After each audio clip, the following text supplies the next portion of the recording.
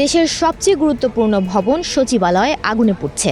এটি কি নিছক দুর্ঘটনা নাকি পরিকল্পনা? দেশবিরোধীদের পরিকল্পিত নাশকতা নয় তো? কেননা একই বিল্ডিংয়ে 3টি স্তরে আগুন। এর মধ্যে 7 নম্বর বিল্ডিংয়ে আগুনের ভয়াবহতা সবচেয়ে বেশি। আর এই 7 নম্বর বিল্ডিংয়ে ওবায়দুল কাদের, লোটাস কামাল, তাজুল ইসলাম, জুনায়েদ পলক এবং পাপনের মতো বাঘা সব নেতাদের মন্ত্রণালয় ছিল। তাহলে তাদের গত 15 বছরের নথি গায়েব করতেই এই আগুন? এমনই মন্তব্য করছেন সচেতন মহল। কেউ কেউ তো পরিকল্পিত নাশকতা হিসেবেই দেখছেন।